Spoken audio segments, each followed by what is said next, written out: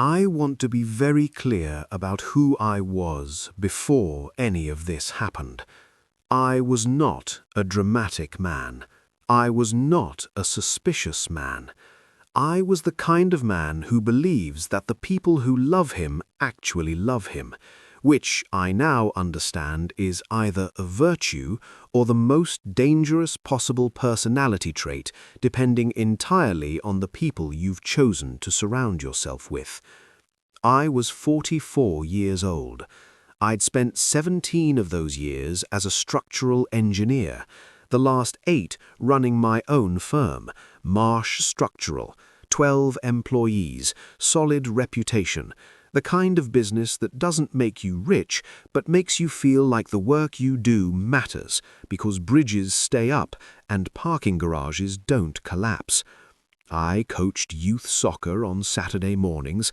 I made my own pasta on Sundays.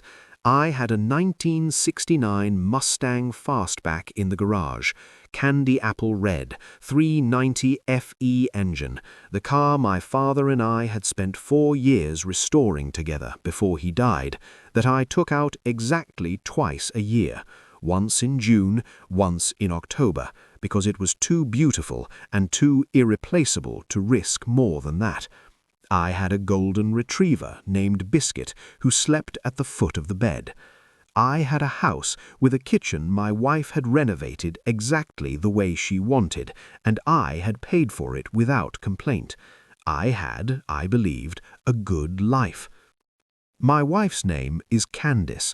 We met when I was 23 and she was 22 at a mutual friend's birthday party where she'd spilled an entire glass of red wine on my shirt and then offered to pay my dry cleaning bill with such genuine, mortified sincerity that I'd given her my number instead.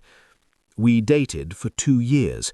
We got married in a ceremony that cost more than I thought was strictly necessary, but less than she'd originally wanted, which felt like a fair compromise. We'd had good years, genuinely good, not just tolerable. We'd talked about having children.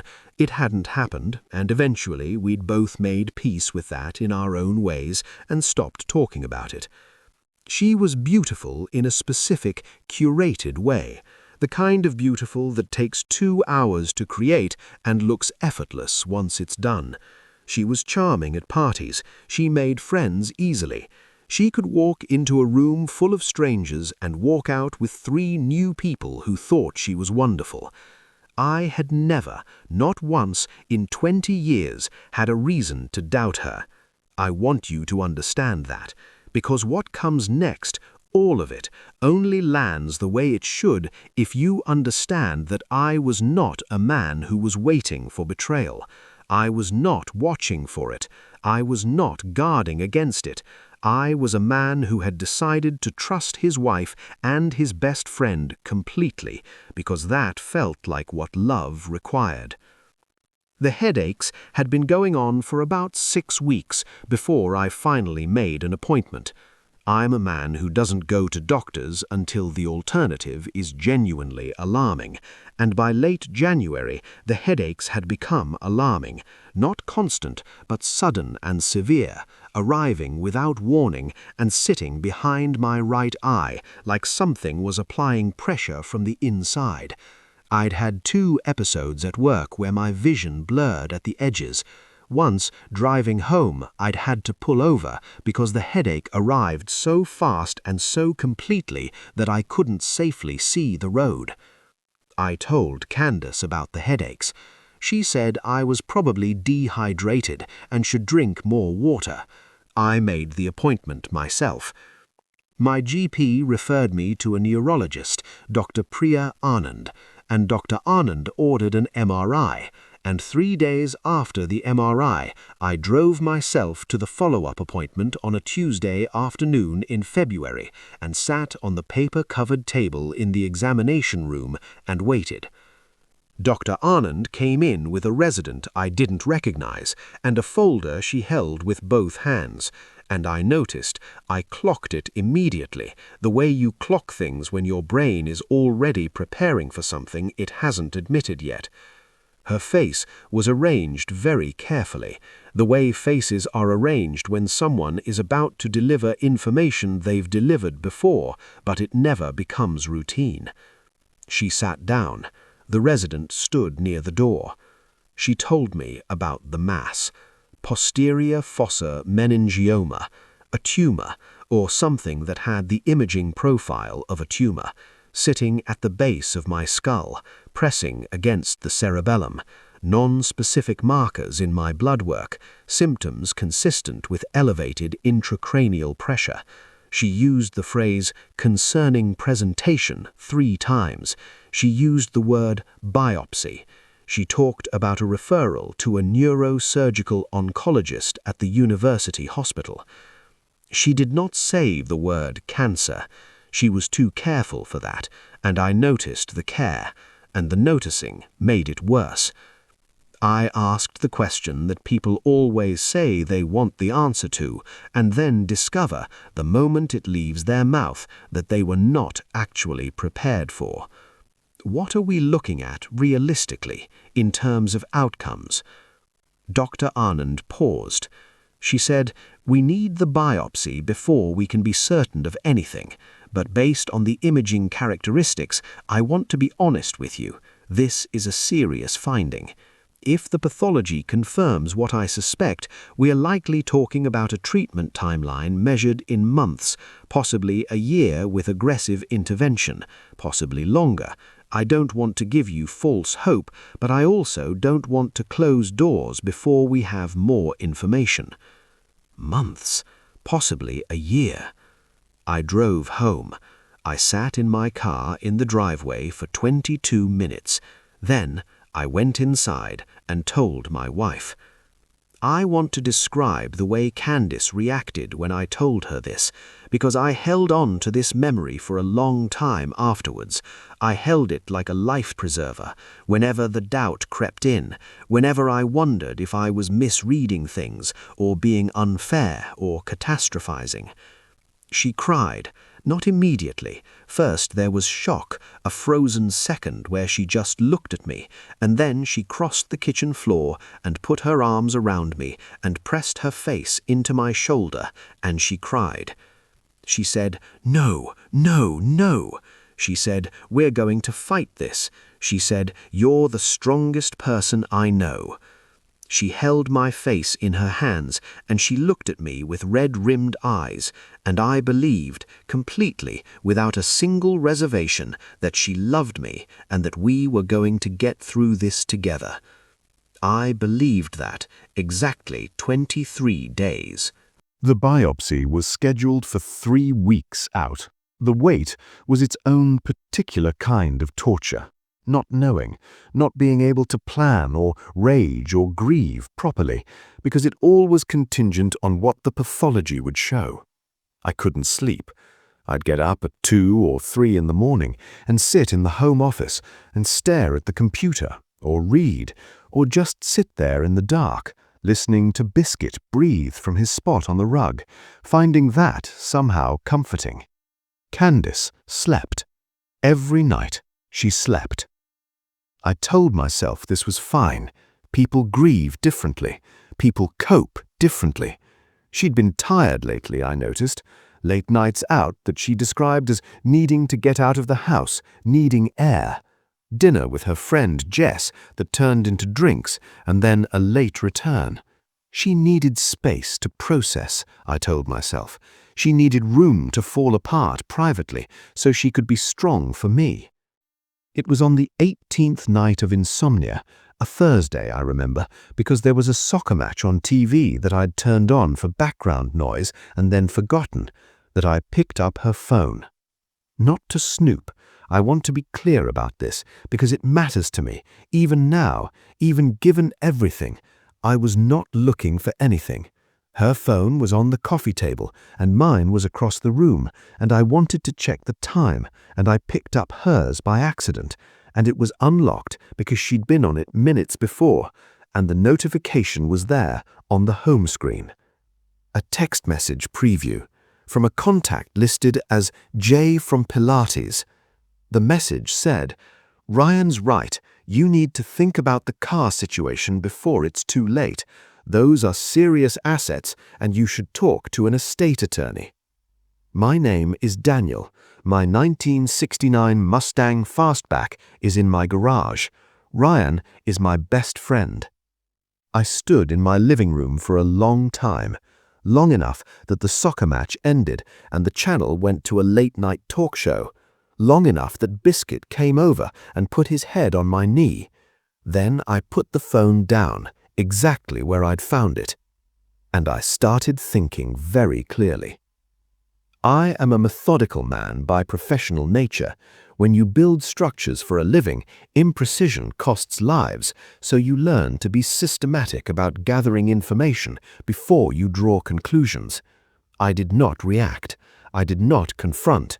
I bought 3 small wireless cameras the next morning, paid cash at an electronics store 40 minutes from our neighborhood, and spent the following week placing them.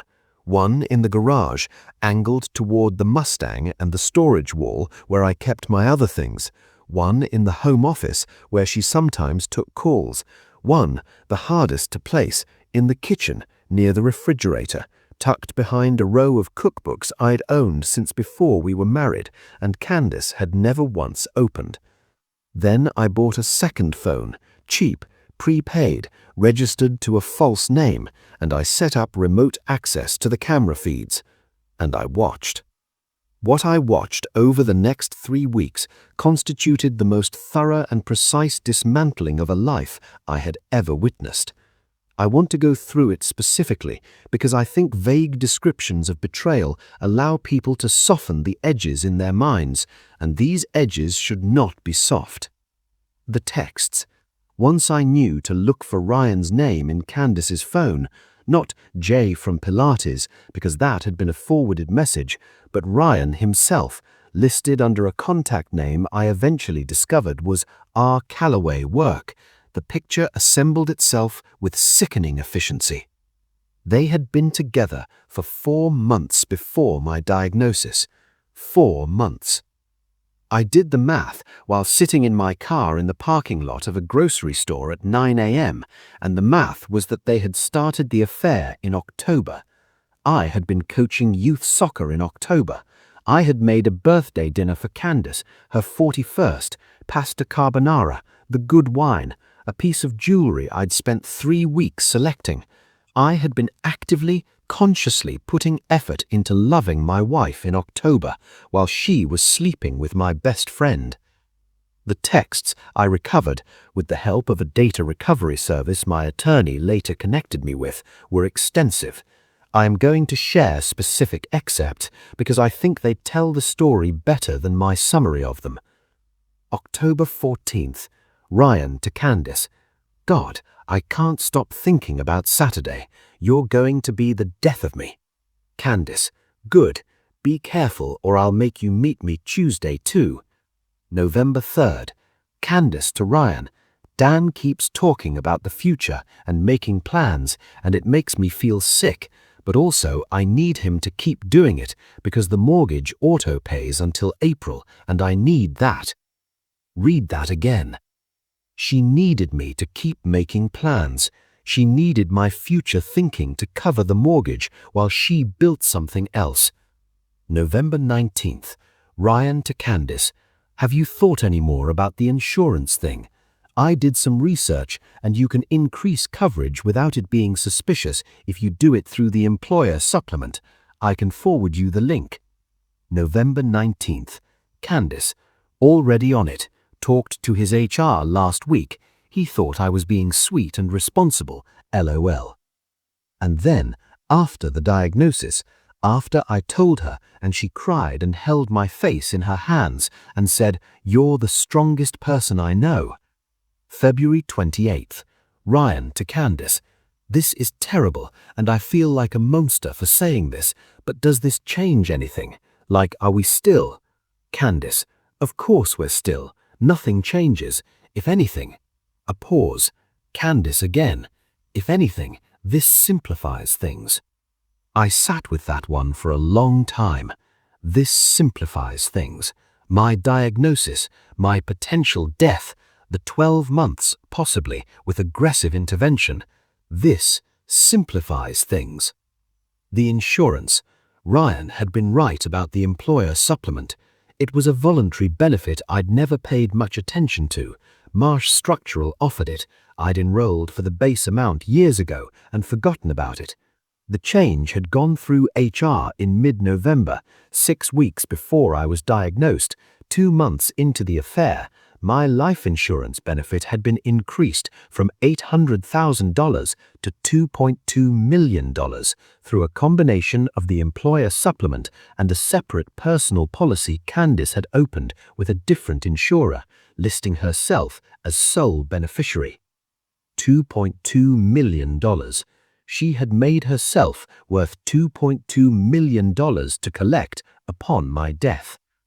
When I obtained copies of these documents, which was easier than it should have been, since I was the insured party and had legal standing to request them, I noticed that the personal policy application had a section for change in health status of insured in past 24 months. Candice had checked the box for no. She'd applied 2 months before my diagnosis. The box was accurate, but the timing was not accidental. Ryan had done research. They had discussed it. They had planned it before they knew about the tumor, and then the tumor arrived and, as Candice so precisely put it, simplified things. The assets. The garage camera told me the Mustang story. I'd had the car since I was 32. My father and I had found it in a salvage yard in rural Georgia during one of the last road trips we took before his health declined. A rusted, stripped shell of a car that had once been magnificent and could be magnificent again with enough time and patience and money. We'd spent 4 years on it.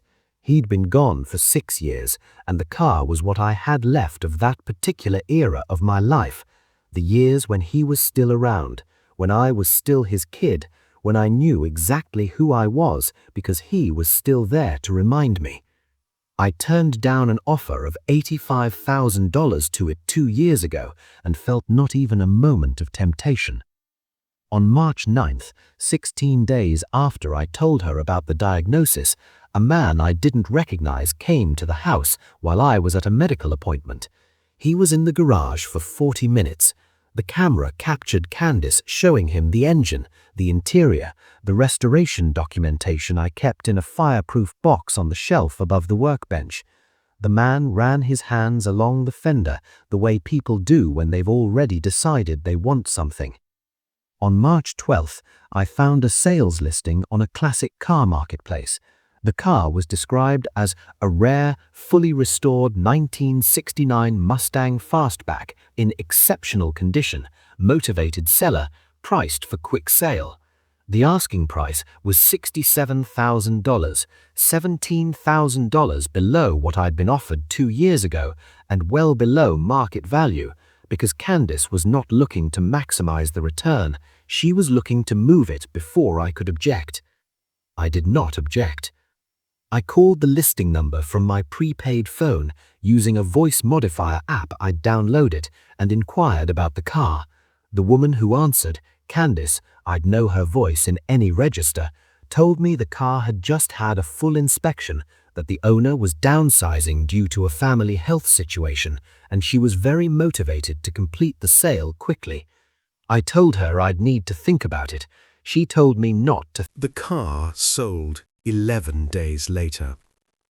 I found the deposit in her personal account, an account I hadn't known existed until the data recovery service located records of it, for $67,000, with a transfer of $40,000 from that account 2 days later to an account I traced through 3 steps of financial forensics my attorney helped me navigate, to a joint account belonging to Ryan Calloway and Candice Marsh.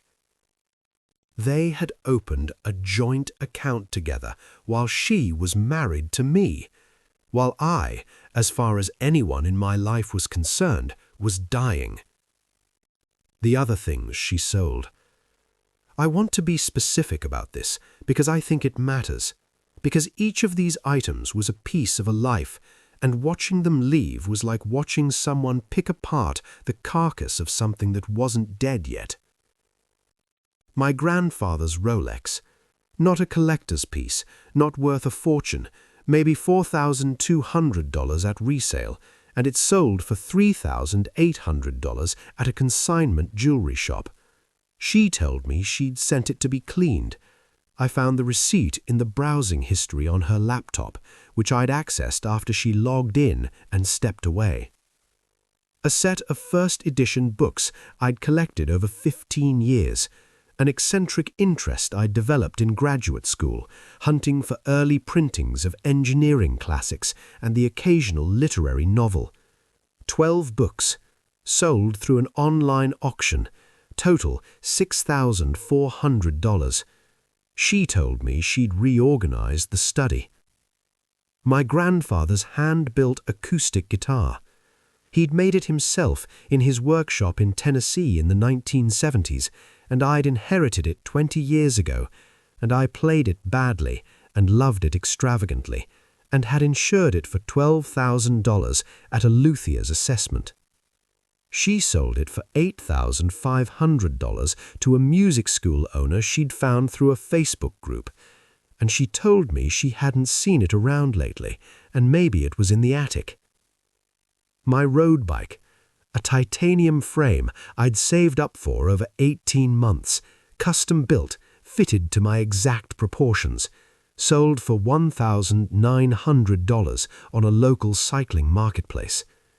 My vintage camera collection, 12 cameras I'd accumulated over years buying at estate sales, some functional, some purely decorative, all specific and irreplaceable to me, sold piecemeal to 4 different buyers, total approximately $9,000. In 11 weeks, she converted approximately $96,000 worth of my possessions into cash that flowed into the joint account she held with my best friend. And I watched every transaction from a prepaid phone in my car, alone, with a brain tumor I was waiting to have biopsied, and I did not say a single word. The debt. Here is where the story gets almost abstract in its audacity, where the scale of what they were planning moves from personal betrayal into something that requires a different kind of language to describe. Ryan Calloway, by all visible metrics, was a successful man. He owned a marketing agency that billed itself as a boutique consultancy and generated, based on public business records, somewhere between $600,000 and $900,000 in annual revenue. He had a house. He drove a good car. He existed to the outside world as the kind of person who had figured things out. What he actually had was the revenue without the margin. A business that spent almost everything it made, that was leveraged to the significant extent of existing lines of credit that were maxed, and that was held together largely by Ryan's charm and his ability to win clients who didn't stay long enough to realize that the deliverables were thin. He needed money, real money. The kind of money that would let him restructure his business, pay down the debt, and create something stable enough to build a life on. The $2.2 million life insurance payout, in other words, was not just an insurance payment in their plan.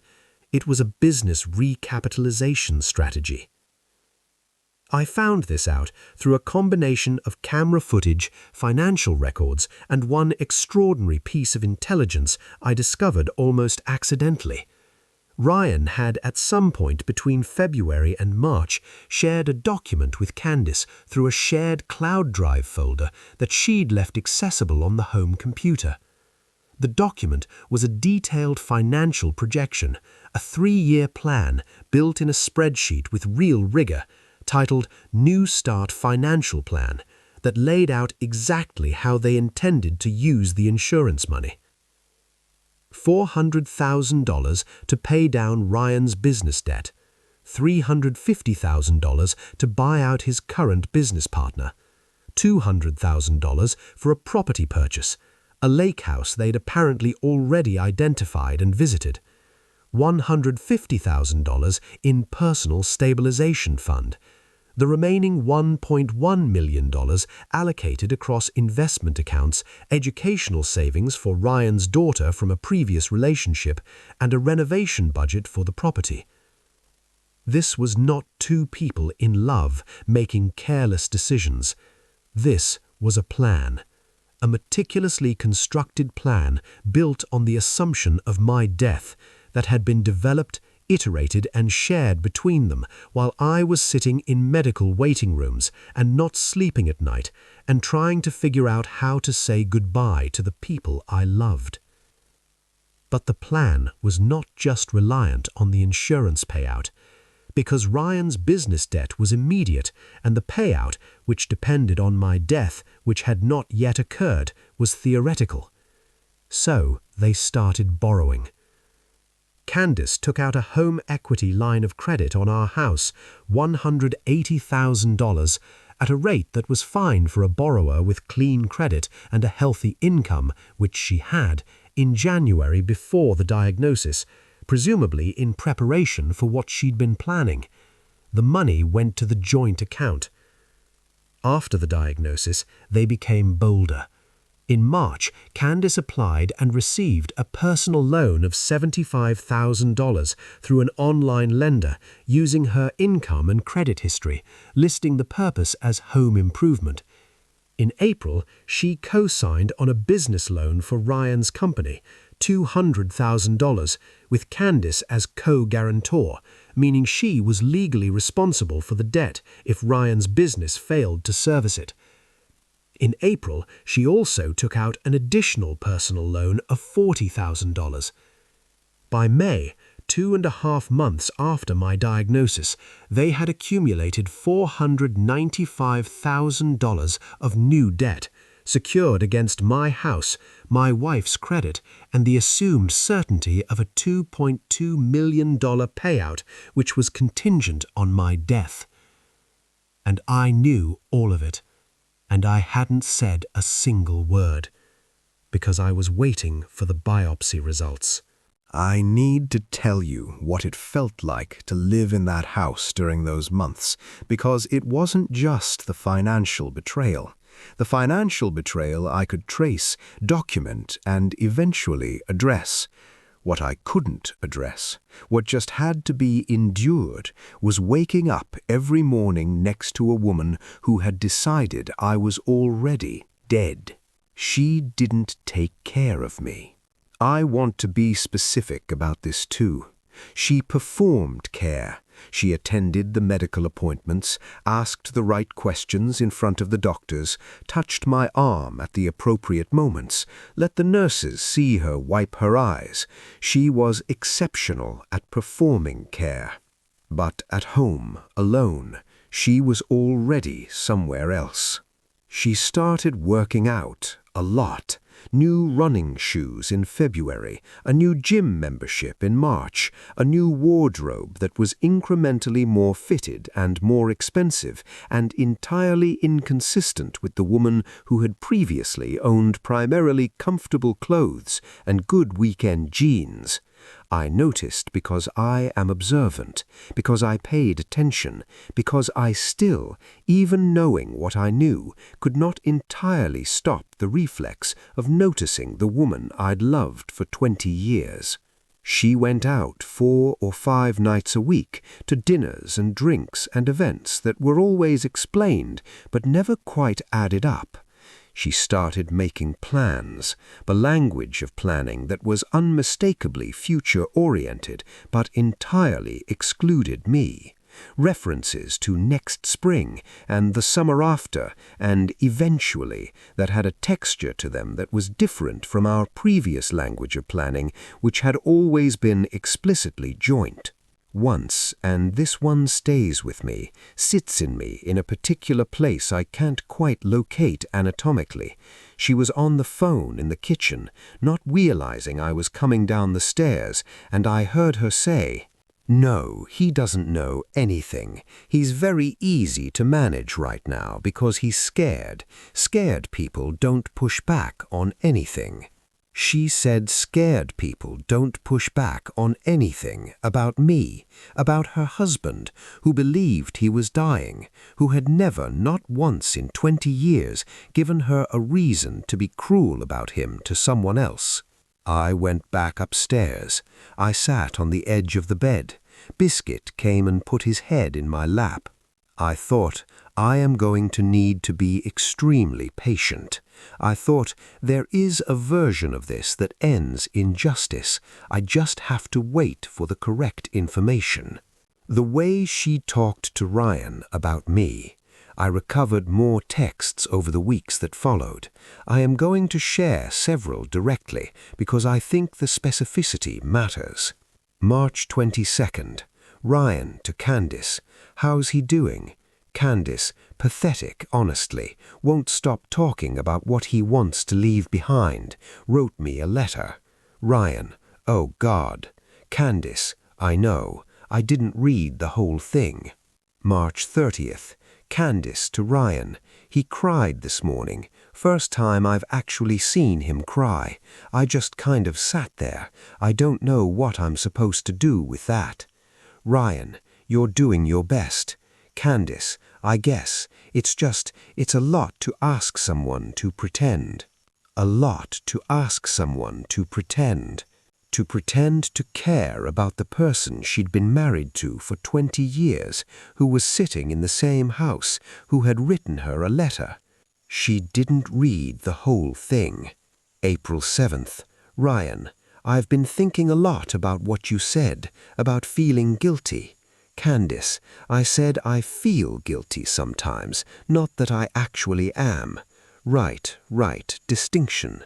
Candice, exactly. I was going to be miserable in that marriage for the rest of my life.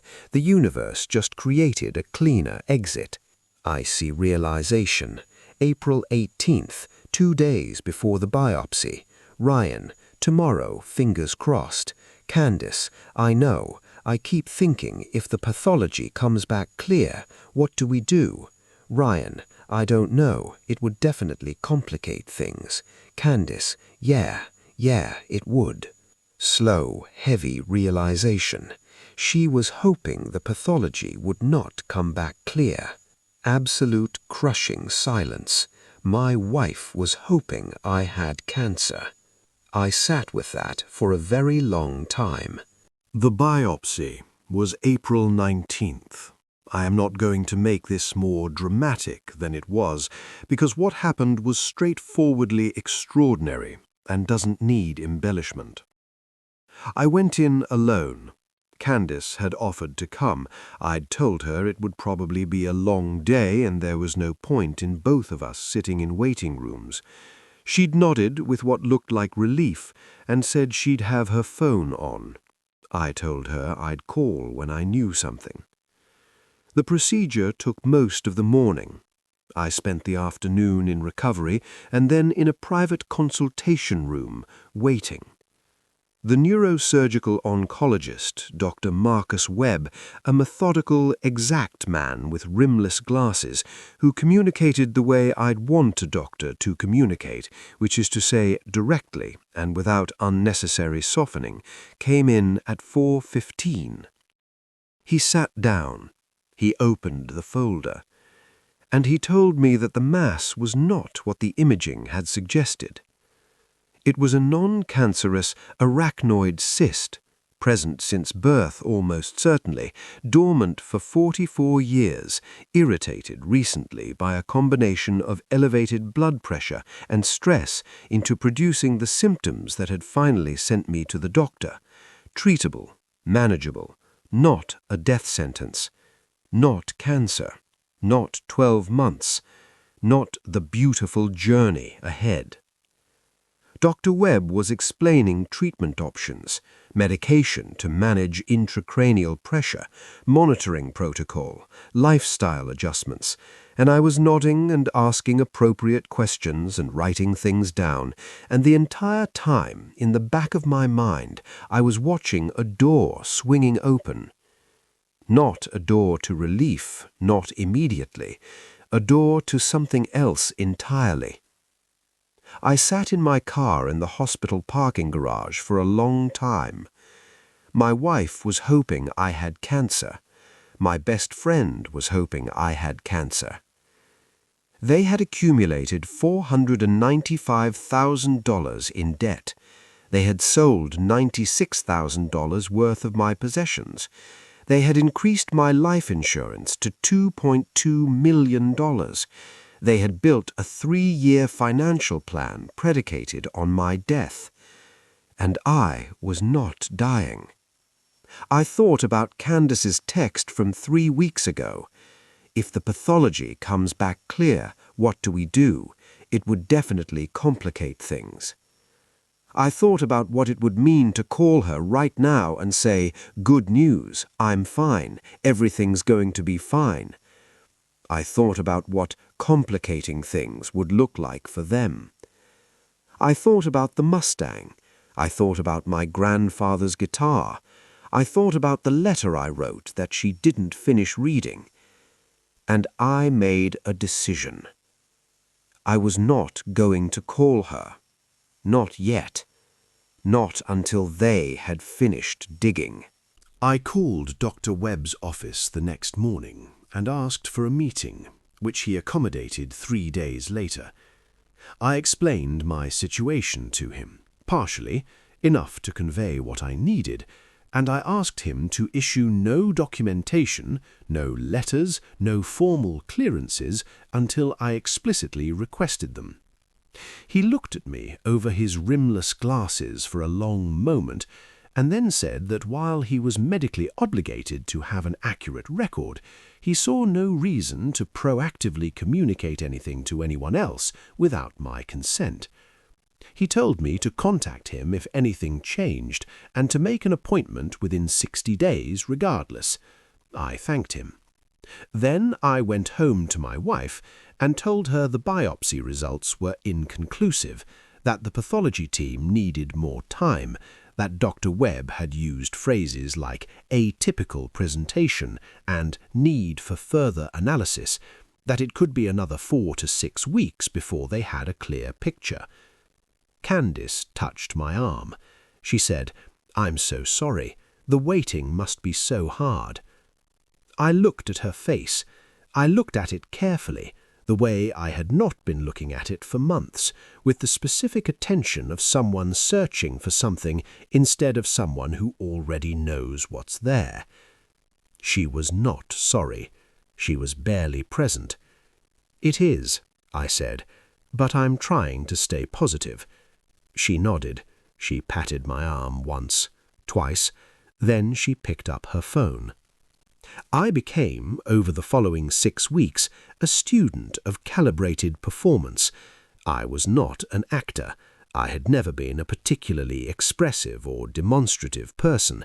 I was the kind of man who felt things deeply and showed them sparingly, which meant that faking illness required mostly the addition of strategic details rather than the wholesale construction of a false self.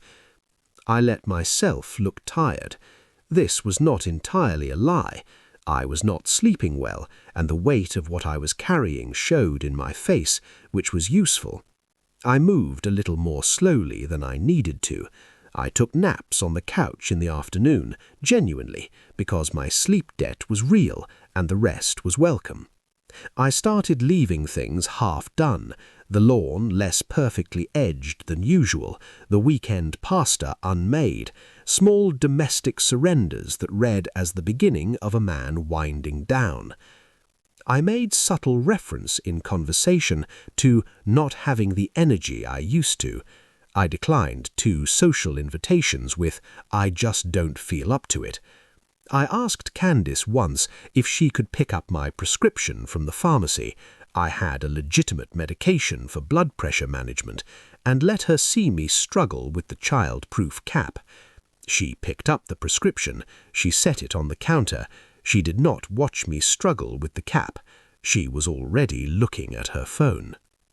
I left the gap, the inconclusive biopsy results, the atypical presentation, the further analysis, as a held breath in the room. I never updated it. She never asked. The ambiguity, I realized, was serving her perfectly. It allowed her to assume the worst-case outcome was still coming without her requiring to perform concern about it. Scared people don't push back on anything. I was the most unscared person in that house. What she did while I was declining, the debt continued to accumulate.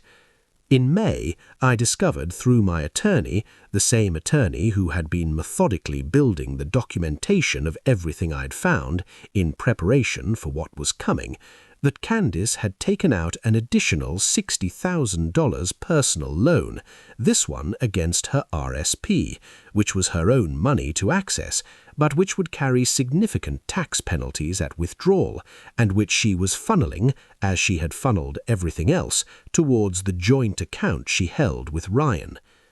Total new debt, $555,000.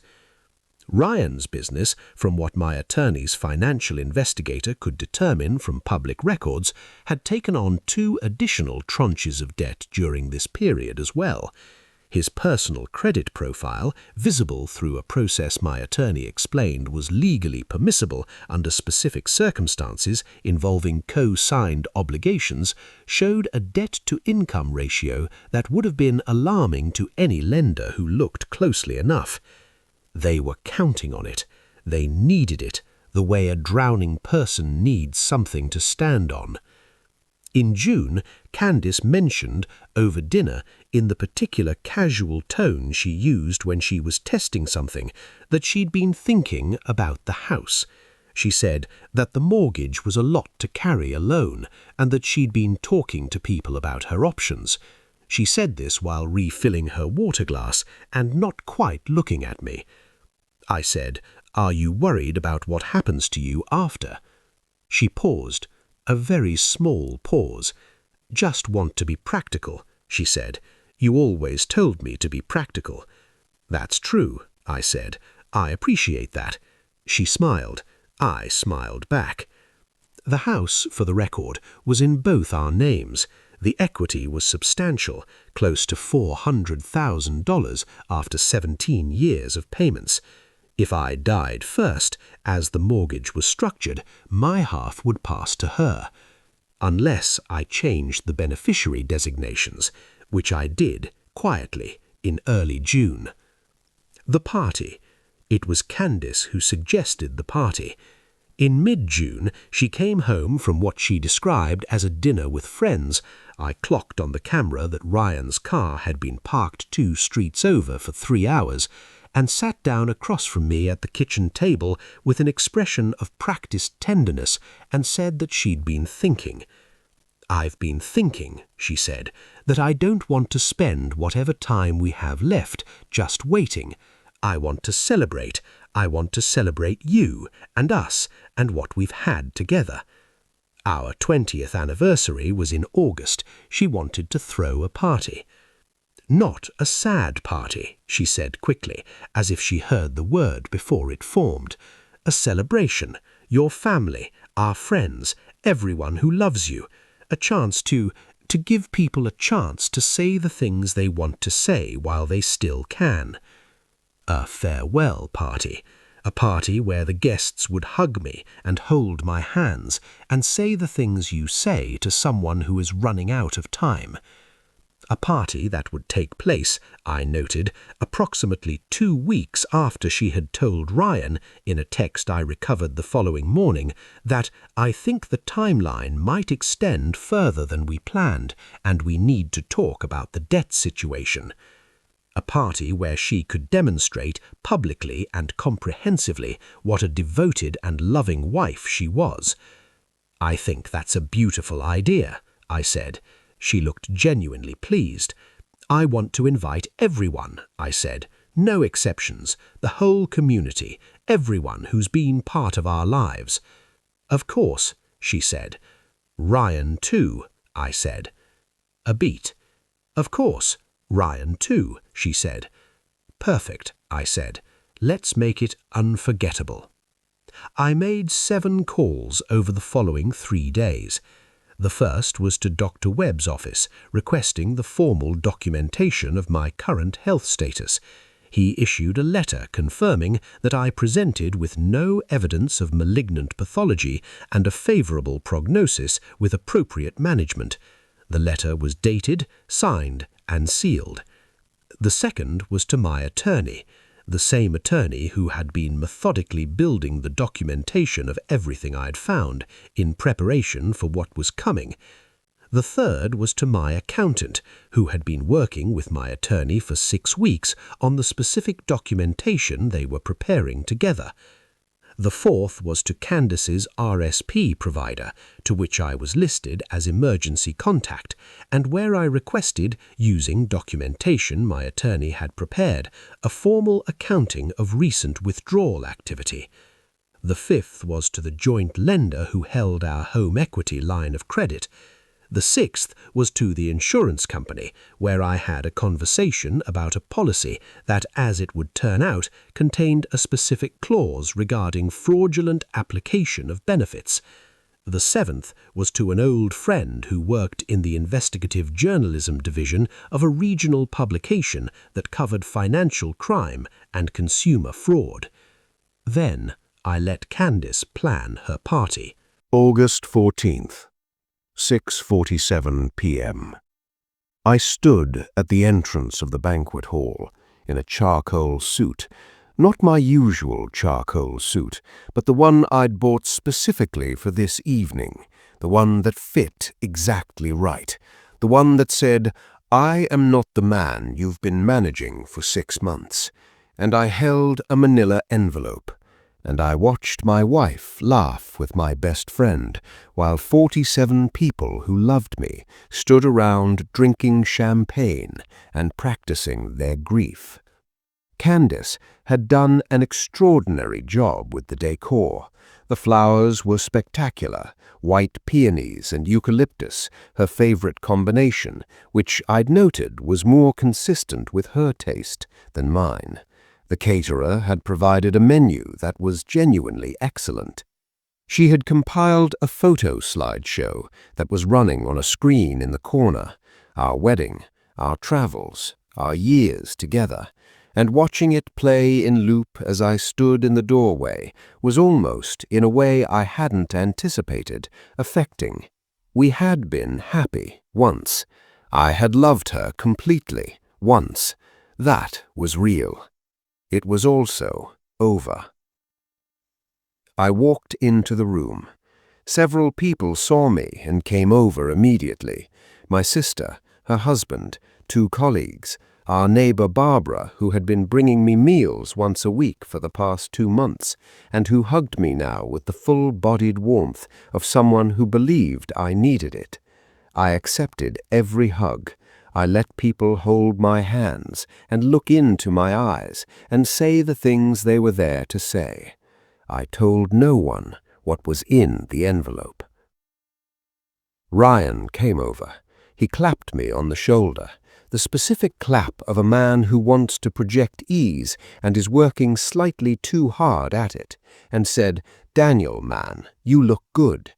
He said it the way someone says you look good when they mean, "I expected you to look worse." "I feel pretty good today," I said. "Today is a good day." "That's great," he said. "That's really great, man." I looked at him for a moment. 21 years, the dorm room, the guitar phase, his daughter's 5th birthday party, where he'd cried a little and I'd pretended not to notice. "Ryan," I said, "I'm glad you're here tonight. It's important to me that you're here." He blinked. "Of course," he said. "Of course, man. Wouldn't miss it." "Good," I said. Candace found me 20 minutes later near the bar. She was performing superbly. Her face had the specific arrangement of a woman who is holding herself together bravely, who is carrying something enormous and refusing to let it show. And she touched my arm and said quietly, as if there were no one else in the room, "Are you okay? How do you feel?" "Honestly," I said, "I feel like myself. I feel clear." She searched my face. "That's good," she said. I'm glad." "The speech," I said. "I'd like to say a few words. Would that be okay?" "Of course," she said, warmly, immediately, because a speech from the dying man was, of course, exactly what this evening was arranged for. "I want to go last, after you've said whatever you want to say." She squeezed my arm. "Anything you want," she said. At 8:15, Candace took the small stage at the end of the hall and spoke for 9 minutes. I am not going to transcribe all of it. I will tell you that it was extraordinarily good, that she was composed and warm, and occasionally broke into what looked and sounded like genuine emotion, that she spoke about our 20 years together with specific, accurate detail that reminded me of why I had loved her, that she talked about strength and partnership and the unfairness of the world. She looked at me twice during the speech, directly, and both times her expression was one I would have believed completely 3 months ago. I watched Ryan watch her. He was in the second row of tables. His expression was the expression of a man watching the woman he loved performing something important and doing it very well and being proud of her. I noted it. When Candace finished, there was sustained applause. She stepped off the stage, and there were tears, other people's tears specifically, the friends and family who had gathered to grieve, and she accepted them gracefully. I walked to the stage. I set the manila envelope on the small podium. I looked out at the room. I looked at Candace in the front row, her eyes soft, her expression composed. I looked at Ryan at the second table, his hand resting on the surface in front of him. I said, "Before I say anything else, I need to apologize to everyone in this room for a small deception I've been maintaining for several weeks."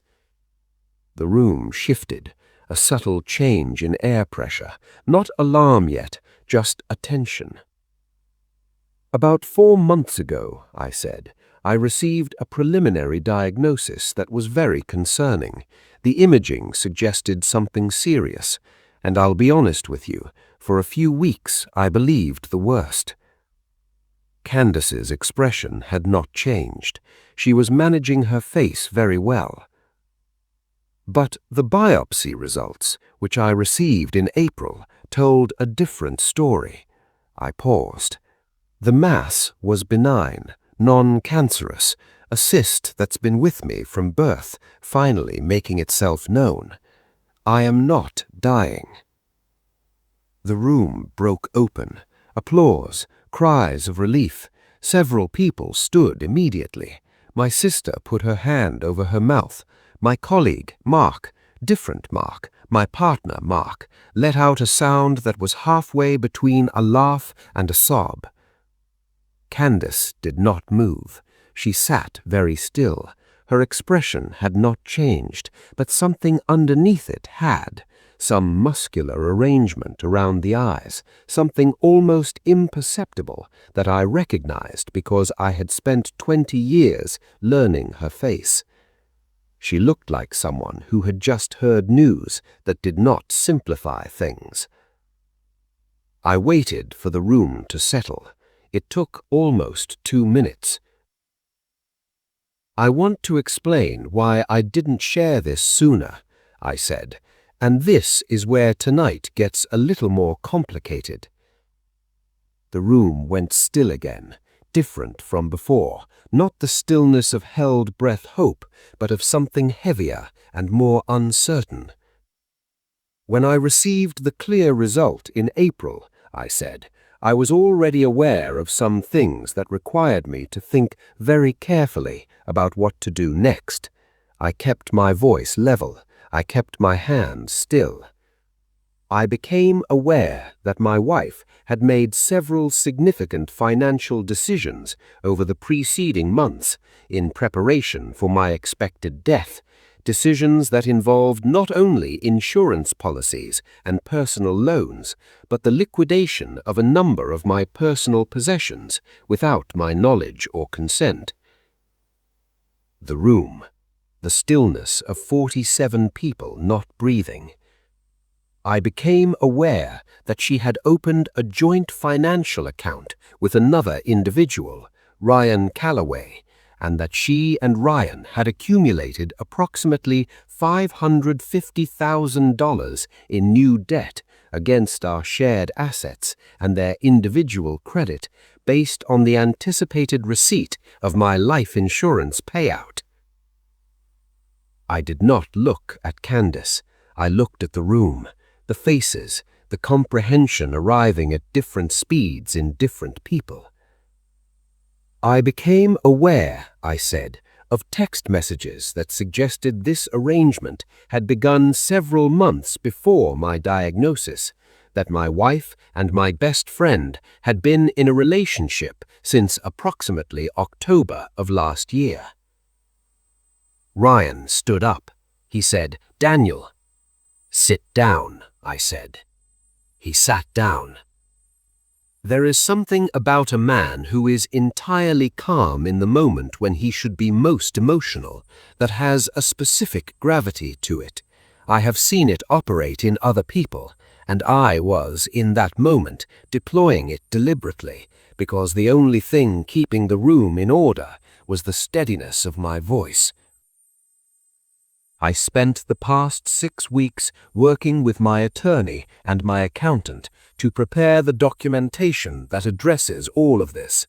You each will not need to see it because it is between me, my wife, the relevant financial institutions, and several regulatory bodies that have been made aware of the situation.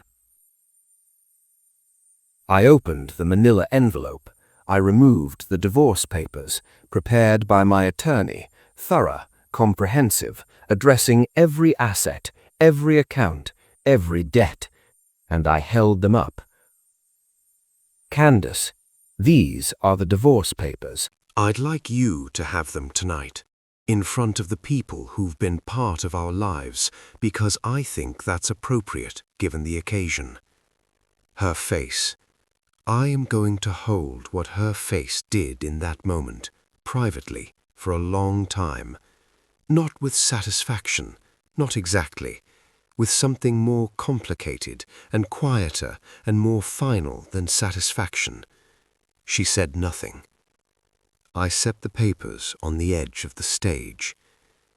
I also want to let you know, and Ryan, this involves you, that the home equity line of credit has been flagged for review, that the personal loans taken against anticipated insurance proceeds may be subject to fraud examination depending on the investigation's findings, and that the insurance policies themselves, given the circumstances of their application, are being reviewed. Ryan was the color of uncooked dough. "The Mustang," I said. "I'd like to address the Mustang separately. My attorney has already been in contact with the buyer. The sale will be contested on the grounds that it was conducted without spousal consent for an asset held jointly. We'll see how that proceeds." I picked up the manila envelope. I set it back down. I looked at the room one more time. My sister, who was holding her husband's arm and looking at Candace the way you look at a stranger. My colleague, who had his phone in his hand.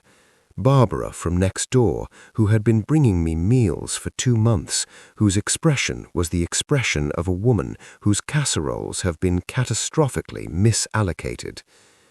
"I don't want to end the evening on that note," I said.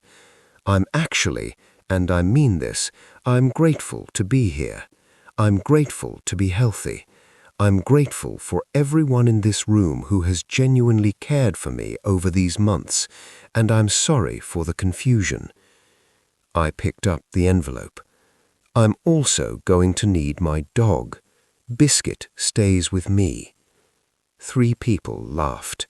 The laughter was the kind that comes out of unbearable tension, helpless and inappropriate and absolutely human. I stepped off the stage. I walked to Candace's table. I set the divorce papers in front of her. I looked at her for a long moment. She opened her mouth. "Candace," I said, "I wrote you a letter 4 months ago. I meant every word of it." She closed her mouth. "I hope you figure out what you actually wanted. I genuinely do." I walked out. The last thing I heard before the door of the banquet hall closed behind me was the sound of a champagne flute hitting the floor. The divorce was finalized 7 months later. Because of the documentation my attorney had assembled, the financial forensics, the text message recovery, the camera footage, the paper trail of $555,000 of debt accumulated under fraudulent circumstances, the proceedings were not especially favorable to Candace. The house sold. The equity was divided after the liens were accounted for, which reduced the net significantly given the home equity line of credit she'd taken out. Her portion after the accounting went largely toward the personal loans she now held individually, because Ryan, as it turned out, was not in a financial position to absorb the shared debt when there was no longer a $2.2 million payout arriving to service it. Ryan's marketing agency declared insolvency in the spring. The restructuring he'd planned, the debt reduction, the business recapitalization, all of it had been predicated on capital that no longer existed. His business partner, upon learning the specifics of how Ryan had been managing the agency's finances, declined to renegotiate and instead pursued his own legal remedies. The IRS review of the insurance policy's applications resulted in no criminal charges. Fraud requires a very specific evidentiary standard, but it resulted in the policies being voided, which meant Candace received nothing from them and was left holding the premium payments she'd made. She found an apartment. She found a job. She had worked part-time in marketing for years and was not unqualified, just out of practice. She and Ryan lasted, from what my sister later told me, approximately 4 months after the party, before the weight of the financial reality became incompatible with whatever they'd imagined their life together would look like. The Mustang came back. The sale was contested. The buyer, who had paid below market value and who, when the circumstances were explained, proved willing to unwind the transaction rather than be involved in a protracted legal dispute, returned it. I drove it out of a storage facility on a Saturday in October, the same month I usually drove it, and I took it down the coast road I used to take, and I felt behind the wheel of that car with the 390 FE engine rumbling under me, something I hadn't felt in a long time. I felt like my father's kid. I felt like the man he raised me to be. I got a studio apartment first, then a 1-bedroom, then a proper place with a 2nd bedroom that I didn't need but wanted because I was done making myself smaller than I was. I got back to the firm. I got back to Saturday soccer. I got back to cooking on Sundays, which I discovered in the particular revelation available only to people who have stopped performing their own life and started actually living it. I had missed more than almost anything. Biscuit slept at the foot of the bed. The headaches stopped. Dr. Webb monitored the cyst with imaging every 6 months. It was stable, as expected, and entirely manageable. I took my medication. I walked more than I had in years. I thought about forgiveness often, not as a performance and not as a gift to anyone who hadn't asked for it, but as the private work of a man deciding how to carry what had happened without letting it define the dimensions of whatever came next. I don't know that I've arrived anywhere neat or resolved about it. I think about the October I took Candace to dinner for her birthday and spent 3 weeks choosing her gift, and sometimes that memory sits in me like a splinter, and sometimes it just sits there, and I've learned the difference. I don't think about Ryan often, less than I expected, honestly. 21 years is a long time, but it turns out that what I was grieving had already been gone for longer than I knew. What I think about at the end of it all is the letter. I wrote it in February, 3 weeks after the diagnosis, in the middle of the night when I couldn't sleep, and I was trying to put into words what I wanted to say to the people I loved in case I ran out of time to say it. It was not a polished letter. It was the kind of letter that happens when a man who is not naturally expressive is confronted with the possibility of his own absence and decides to be honest. I told her what I admired about her. I told her what I would miss. I told her that I hoped she would be generous with herself after I was gone, that she would take up the space she sometimes shrank from, that she would build a life that felt fully inhabited. I told her that being loved by her had been one of the central experiences of my adult life, that I was grateful for it, even in its imperfection, that I held it without bitterness. She didn't finish reading it. I've read it since, several times. I've thought about what kind of person I was to write that letter, to mean it completely in the moment that I wrote it, and then to watch what I watched over the months that followed. Here's what I've landed on for now. I was the same person in both moments. She was not. That's the thing that betrayal clarifies eventually, when the anger burns down far enough that you can actually see the floor underneath. It doesn't tell you that you were a fool for trusting. It tells you that you were exactly who you believed yourself to be, and that the other person was not. I was a man who wrote a letter. She was a woman who didn't finish reading it. Those aren't equal positions. They never were.